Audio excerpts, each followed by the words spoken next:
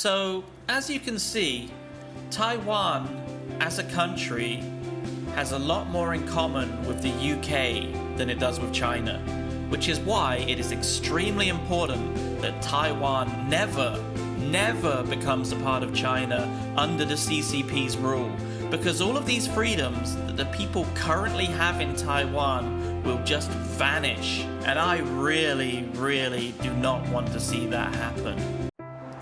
Oh, hey there guys, welcome to YGZ Taiwan. Now, as a country, Taiwan has more in common with my country, the United Kingdom, than it does with China. Sounds a little bit strange, doesn't it? But please, let me explain. In terms of language, culture, and traditions, perhaps Taiwan does have more in common with China. But I could even argue that the two countries are pretty far apart in those terms as well. For example, the written language in China has been simplified, and some of the simplified characters are indistinguishable from their traditional form. Even a lot of the traditional culture that has survived in Taiwan has more or less been wiped out by the Communist Party of China, mainly due to their Great Leap Forward and Cultural Revolution, where so much of the traditional culture was destroyed. And, of course, recently just the general insecurity of the Communist Party of China to be the sole ruler of the country, even if that means wiping out culture and traditions. You see, in my opinion, China is like the watered down version of Taiwan. But anyway, this video is not about that. This is more about how Taiwan has more in common with the UK as a country. So because China has pretty much forced the rest of the world not to recognize Taiwan as a country, I want to demonstrate that Taiwan is definitely a country in its own right and has a lot more in common with my home country than it does with that bully neighbor that lives across the Taiwan Strait. So here is what I think Taiwan and the UK have in common.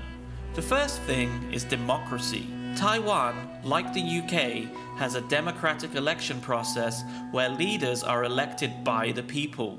It happens every 4 years in Taiwan and every 5 years in the UK. And although we might not always like who our leaders are, no names mentioned, Boris Johnson, we the people actually get a say in who leads or screws up our countries. China, on the other hand, well, the people don't really have any say in who runs their country and have just been given corrupt, evil dictators since the founding of the PRC. And now they have Winnie the Pooh as their dictator for life. Yay, Winnie! The next thing in common between the UK and Taiwan is freedom. Freedom of speech, press, religion, and the internet.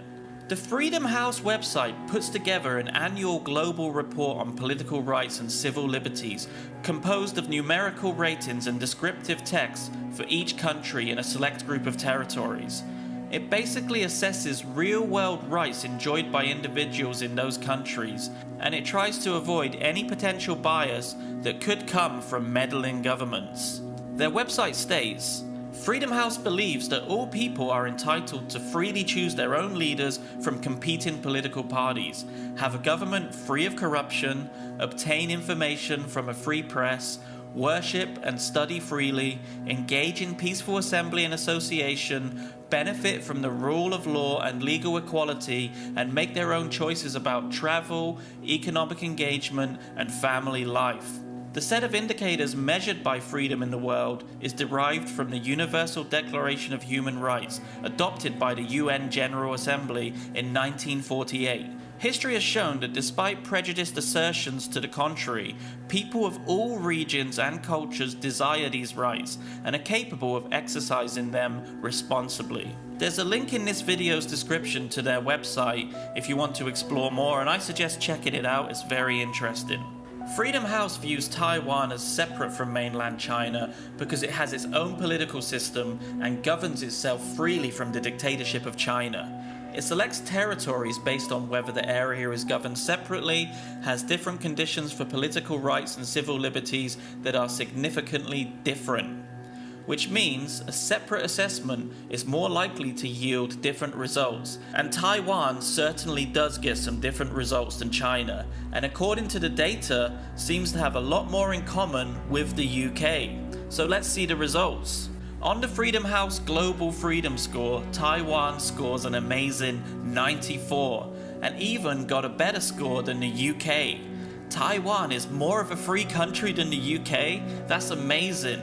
Now, have a look at China's abysmal score. No political rights, no political freedom, no civil liberties, just a totalitarian nightmare of a country. Taiwan even scored higher than the UK with freedom of internet. The Taiwanese people enjoy access to everything that the people in the UK can access online, and there is very little censorship. In China, they can only enjoy these freedoms if they are allowed to use a VPN and pretend that they're in another country. Although it is illegal in China and probably a risk to use a VPN, some people do it anyway. Mainly the government officials and state-run media lackeys who wish to spread their propaganda, or those entitled foreigners who think that China is so great but think that they are too good to use the Chinese watered-down, censored version of the internet. These selfish foreigners think that they are above the average person in China, who are blocked by the Great Firewall and spoon-fed information from their sick government. The World Press Freedom Index, a database designed to compare different countries' freedom of press, shows that Taiwan has a relatively free press where the authorities generally respect journalists' rights to report whatever they see fit with little or no interference from the government. It's the same in the UK.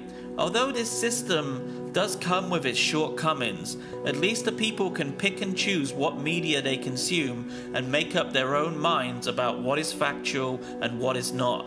China, on the other hand, well, we all know that all of their media is state-run. It is pretty much government propaganda for the masses, and the people have no say in what they consume. They can either consume what the CCP wants them to, or don't consume anything at all. The last thing I want to talk about is universal healthcare. Taiwan's healthcare is second to none. Okay, well, apparently it is second to South Korea, but it's still the second best healthcare system in the world. Taiwan offers its citizens universal health coverage, which means that all people have access to the health services they need when and where they need them without financial hardship. Taiwan's national health insurance covers virtually everything from childcare, cancer screenings, mental health, and much, much more, and the costs are low for everyone. As a foreigner in Taiwan, I can even take advantage of this amazing healthcare system. The UK has the National Health Service, which operates a little bit different from Taiwan's system. In the UK, all healthcare is free of charge, but we have to pay for dental care and prescriptions. Both systems work well and have served the people of both countries for decades. Taiwan's started in 1995 and the UK since 1948. China is a bit different and doesn't have universal healthcare. To be fair, some of the biggest cities in China have excellent healthcare facilities. The only problem is, you have to be incredibly rich to be able to have access to such places. The standard of healthcare service in China is really inconsistent between rural areas and the big cities. I even remember when I lived in China and I used to go to the hospital, it was very rare to even see patients in a private room. You'd be waiting for ages to see a doctor, and you'd be going in the room and there'd be other people in there listening to all of your problems. Average life expectancy in Taiwan is 81 years old, which is the same as the UK, but in China it is 76 years old, which also suggests that medical care in China is not as developed as Taiwan. So, as you can see, Taiwan as a country has a lot more in common with the UK than it does with China, which is why it is extremely important that Taiwan never becomes a part of China under the CCP's rule, because all of these freedoms that the people currently have in Taiwan will just vanish, and I really do not want to see that happen. Well, that's it for another video. Thanks for watching, guys.